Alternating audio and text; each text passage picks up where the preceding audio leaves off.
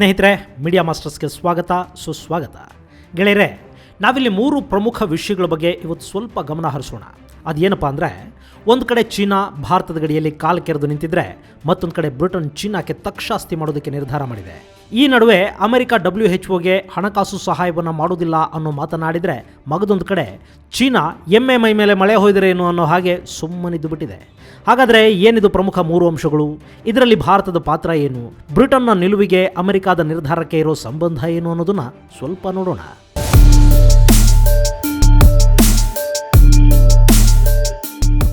ಗೆಳೆಯರೆ, ಮೊದಲಿಗೆ ವಿಶ್ವ ಆರೋಗ್ಯ ಸಂಸ್ಥೆ ಮತ್ತು ಅಮೆರಿಕದ ನಡುವಿನ ಬಿಕ್ಕಟ್ಟಿನ ಬಗ್ಗೆ ನೋಡೋದಾದರೆ, ಅಧ್ಯಕ್ಷ ಡೊನಾಲ್ಡ್ ಟ್ರಂಪ್ ಇನ್ನು ಮುಂದೆ ವಿಶ್ವ ಆರೋಗ್ಯ ಸಂಸ್ಥೆಗೆ ನಮ್ಮ ದೇಶದಿಂದ ಆರ್ಥಿಕ ನೆರವು ಸಿಗೋದಿಲ್ಲ, ನಮಗೆ ನಿಮ್ಮ ಸಹವಾಸನೇ ಬೇಡ, ನಮ್ಮ ದೇಶದಲ್ಲೇ ಇರೋ ಯಾವುದಾದ್ರೂ ಸಂಸ್ಥೆಯ ಮೂಲಕ ಜಗತ್ತಿನ ಆರೋಗ್ಯಕ್ಕಾಗಿ ನಾವು ಹೋರಾಡ್ತೀವಿ ಅಂತ ಕಡ್ಡಿ ತುಂಡು ಮಾಡಿದ ಹಾಗೆ ಮಾತಾಡಿಬಿಟ್ಟಿದ್ದಾರೆ.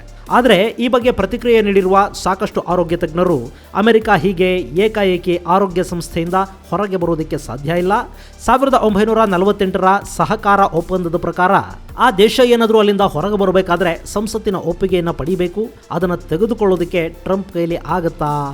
ಅದು ಆಗದ ಮಾತು. ಹೀಗಾಗಿನೇ ಟ್ರಂಪ್ ಹೀಗೆ ಅಬ್ಬರಿಸಿ ಬೊಬ್ಬಿರಿತಾ ಇದ್ದಾರೆ. ಅದು ಸುಮ್ಮನೆ ಅಬ್ಬರ ಅಷ್ಟೇ ಅಂತ ಹೇಳ್ತಾ ಇದ್ದಾರೆ. ಮತ್ತು ಕೆಲವರು ಈ ಹಿಂದೆ ಕೂಡ ಇಂಥ 10 ಹಲವು ನಿರ್ಣಯಗಳನ್ನು ಕೈಗೊಂಡು ಸಾಕಷ್ಟು ಸಂಸ್ಥೆಗಳಿಂದ ಅಮೆರಿಕ ಹೊರಬಂದಿದೆ. ಆ ನಿರ್ಧಾರ ತೆಗೆದುಕೊಳ್ಳೋದ್ರಲ್ಲಿ ಅಧ್ಯಕ್ಷರು ಸ್ವತಂತ್ರರು ಅಂತ ಹೇಳ್ತಾ ಇದ್ದಾರೆ. ಯಾರು ಏನೇ ಹೇಳಿದರೂ ಟ್ರಂಪ್ ಮಾತ್ರ ತಾವು ವಿಶ್ವ ಆರೋಗ್ಯ ಸಂಸ್ಥೆಯಲ್ಲಿ ಇರೋದಿಲ್ಲ, ಅವರು ಚೀನಾದ ಕೈಗೊಂಬೆ ಆಗಿಬಿಟ್ಟಿದ್ದಾರೆ. ವರ್ಷಕ್ಕೆ ಕೇವಲ $40 ಮಿಲಿಯನ್ ಹಣ ಕೊಡೋರಿಗೆ ಆ ಸಂಸ್ಥೆ ನಿಷ್ಠೆ ತೋರ್ತಾ ಇದೆ. ಆದರೆ ಅಮೆರಿಕ ಈ ಸಂಸ್ಥೆಗೆ ಸುಮಾರು $450 ಮಿಲಿಯನ್ನಷ್ಟು ಹಣದ ಸಹಾಯ ಮಾಡ್ತಿದೆ. ಹೀಗಿದ್ರೂ ಕೂಡ ಅವರು ನಮ್ಮನ್ನು ಉಳಿಸೋದಕ್ಕೆ ಪ್ರಯತ್ನ ಮಾಡಲಿಲ್ಲ ಅಂತ ಗುಡುಗಿದ್ದಾರೆ ಡೊನಾಲ್ಡ್ ಟ್ರಂಪ್. ನಾವಿಲ್ಲಿ ಒಂದು ವಿಚಾರನ ಗಮನಿಸಬೇಕು. ಒಂದು ವೇಳೆ ಅಮೆರಿಕದ ಹಣ ವಿಶ್ವ ಆರೋಗ್ಯ ಸಂಸ್ಥೆಗೆ ಸೇರದೇ ಇದ್ದರೆ ಏನಾಗುತ್ತೆ ಅನ್ನೋದನ್ನು ನಾವು ಅರ್ಥ ಮಾಡ್ಕೋಬೇಕು. ಆಗಷ್ಟೇ ಅಮೆರಿಕ ಯಾಕೆ ಅಲ್ಲಿ ಅಗತ್ಯ ಅನ್ನೋದು ನಮಗೆ ಗೊತ್ತಾಗುತ್ತೆ.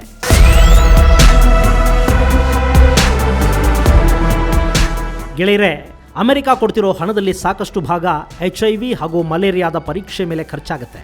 ಹಾಗೆಯೇ ಇನ್ನೊಂದಷ್ಟು ಹಣ ಟ್ಯೂಬರ್ಕ್ಯುಲೋಸಿಸ್ ಬಗ್ಗೆ ಸಂಶೋಧನೆಗೆ ಉಪಯೋಗಿಸಲಾಗುತ್ತೆ.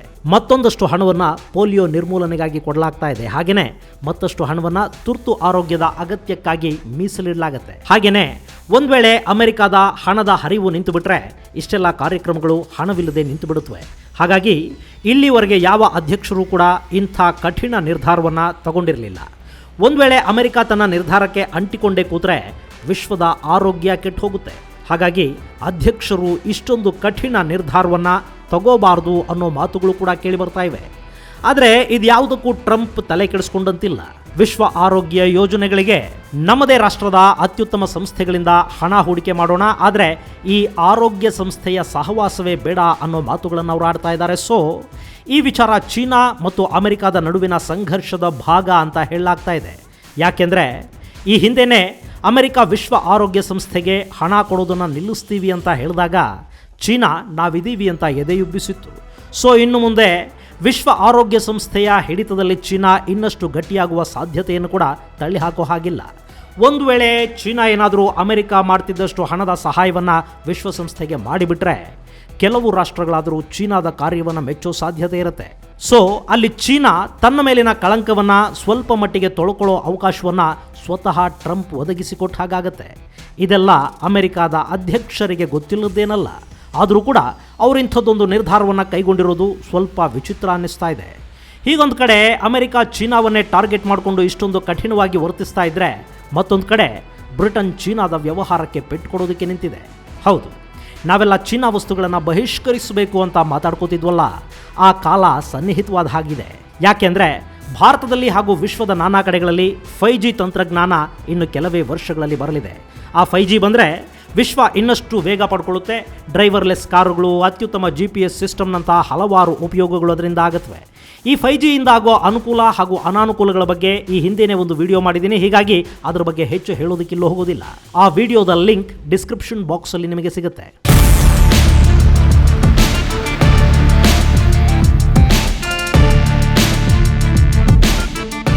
ಈಗಿನ ವಿಚಾರಕ್ಕೆ ಬರೋದಾದರೆ 5Gಯನ್ನು ತರಬೇಕಾದ್ರೆ ಸಾಕಷ್ಟು ಉಪಕರಣಗಳ ಅಗತ್ಯ ಇದೆ.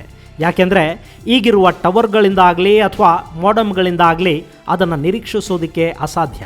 ಸೊ ಹೊಸ ಎಕ್ವಿಪ್ಮೆಂಟ್ಗಳನ್ನು ಎಲ್ಲ ದೇಶಗಳು ಕೂಡ ಖರೀದಿ ಮಾಡಲೇಬೇಕು. ಇಡೀ ವಿಶ್ವದಲ್ಲಿ ಸದ್ಯದ ಮಟ್ಟಿಗೆ ಈ ಎಕ್ವಿಪ್ಮೆಂಟ್ಗಳನ್ನು ತಯಾರು ಮಾಡ್ತಿರೋದು 3 ಕಂಪನಿಗಳು ಮಾತ್ರ.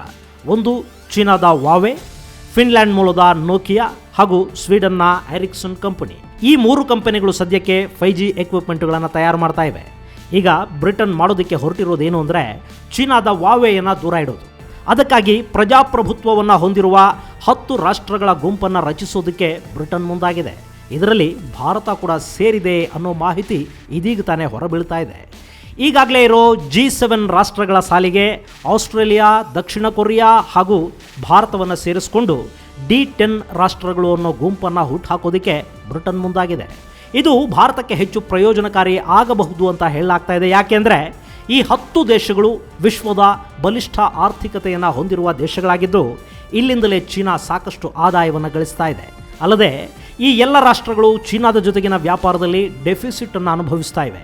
ಹೀಗಾಗಿ ಹೆಚ್ಚು ಆದಾಯ ಚೀನಾದ ಪಾಲಾಗ್ತಾ ಇದ್ದು ಆ ಆದಾಯವನ್ನು ಚೀನಾಕ್ಕೆ ಬಿಟ್ಟುಕೊಡದೆ ಉತ್ಪಾದನೆಯನ್ನು ನಾವೇ ಆರಂಭಿಸಬಹುದು ಅನ್ನೋ ಲೆಕ್ಕಾಚಾರ ಬ್ರಿಟನ್ನಿನದ್ದು. ಹಾಗೇನಾದರೂ ಆದರೆ ಕಡಿಮೆ ಬೆಲೆಗೆ ವಸ್ತುಗಳನ್ನು ಉತ್ಪಾದಿಸುವ ರಾಷ್ಟ್ರಗಳ ಪೈಕಿ ಒಂದಾಗಿರುವ ಭಾರತ ಕೂಡ ಇದರಿಂದ ಲಾಭ ಪಡಿಬಹುದು. ಇಲ್ಲಿನ ಉದ್ಯೋಗ ಅವಕಾಶಗಳು ಹೆಚ್ಚಾಗಬಹುದು ಅನ್ನೋ ಲೆಕ್ಕಾಚಾರ ಇದೆ. ಇದಿನ್ನು ಯೋಚನೆಯ ಹಂತದಲ್ಲಿದ್ದು ಯೋಜನೆಯ ಹಂತಕ್ಕೆ ಬಂದು ಅದು ಪರಿಪೂರ್ಣವಾಗೋದಕ್ಕೆ ಒಂದಷ್ಟು ಕಾಲ ಹಿಡಿಬಹುದು. ಆದರೂ ಕೂಡ ಚೀನಾವನ್ನು ಪ್ರತ್ಯೇಕ ಮಾಡೋದಕ್ಕೆ ವಿಶ್ವದ ಬಲಾಢ್ಯ ರಾಷ್ಟ್ರಗಳೇ ಒಟ್ಟಾಗ್ತಿರೋದನ್ನು ಕಂಡ್ರೆ ಇನ್ನು ಕೆಲವು ವರ್ಷಗಳಲ್ಲಿ ಚೀನಾದ ಆರ್ಥಿಕತೆ ಮೇಲೆ ಬಹುದೊಡ್ಡ ಹೊಡೆತ ಬೀಳೋದಂತೂ ಸುಳ್ಳಲ್ಲ. ಅಲ್ಲದೆ ಈಗಾಗಲೇ ಚೀನಾ ಮತ್ತು ಅಮೆರಿಕಾದ ನಡುವೆ ಶುರುವಾಗಿರುವ ಶೀತಲ ಸಮರ ಇನ್ನೆಲ್ಲಿಗೆ ಹೋಗಿ ನಿಲ್ಲುತ್ತೆ ಅನ್ನೋದನ್ನು ಕೂಡ ನಾವು ಕಾದು ನೋಡಬೇಕು. ಒಟ್ಟಲ್ಲಿ ಭಾರತದ ವಿರುದ್ಧ ಕಾಲು ಕೆರ್ಕೊಂಡು ಬರ್ತಿರೋ ಚೀನಾಗೆ ಭಾರತವನ್ನು ಹೊರತುಪಡಿಸಿ ಕೂಡ ಕೆಲ ರಾಷ್ಟ್ರಗಳು ಬುದ್ಧಿ ಕಲಿಸೋದಕ್ಕೆ ಹೊರಟಿವೆ. ಒಂದು ರಾಷ್ಟ್ರವನ್ನು ಯುದ್ಧ ಮಾಡಿನೇ ಸೋಲಿಸಬೇಕಿಲ್ಲ.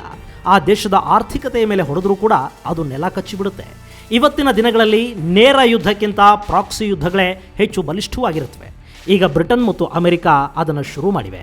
ಸೊ ಇನ್ನು ಮೇಲಾದರೂ ಗಡಿಯಲ್ಲಿ ಚೀನಾದ ತಂಟೆ ಕಡಿಮೆ ಆಗುತ್ತಾ ಅಥವಾ ಅವರು ಆರ್ಥಿಕ ವಿಚಾರದಲ್ಲಿ ಸಮಸ್ಯೆ ಮಾಡೋದಕ್ಕೆ ಮುಂದಾದರೆ ತಾನು ಏಷ್ಯಾದಲ್ಲಿನ ಬಹುದೊಡ್ಡ ಮಾರುಕಟ್ಟೆಯಲ್ಲಿ ತಲ್ಲಣ ಉಂಟು ಮಾಡೋ ಕೆಲಸ ಮಾಡ್ತೀನಿ ಅಂತ ಚೀನಾ ಯುದ್ಧಕ್ಕೆ ಮುನ್ನುಡಿ ಬರೆಯುತ್ತಾ ಕಾಲಾನೇ ಉತ್ತರಿಸಬೇಕು. ಇದು ಜಗತ್ತಲ್ಲಿ ಚೀನಾದ ವಿರುದ್ಧ ನಡೀತಿರೋ ಒಂದಷ್ಟು ಬೆಳವಣಿಗೆಗಳು. ಈ ಬೆಳವಣಿಗೆಗಳಲ್ಲಿ ಭಾರತಕ್ಕೆ ಒಂದಷ್ಟು ಲಾಭ ಆಗಿ ಇಲ್ಲಿನ ದುಡಿಯುವ ಕೈಗಳಿಗೆ ಕೆಲಸ ಸಿಕ್ಕರೆ ಅಷ್ಟು ಸಾಕು. ಮುಂದಿನ ವಿಡಿಯೋದಲ್ಲಿ ಮತ್ತೊಂದು ವಿಶೇಷವನ್ನು ನಿಮ್ಮ ಮುಂದಿಡ್ತೀನಿ. ಅಲ್ಲಿವರೆಗೆ ಜೈ ಹಿಂದ್, ಜೈ ಕರ್ನಾಟಕ.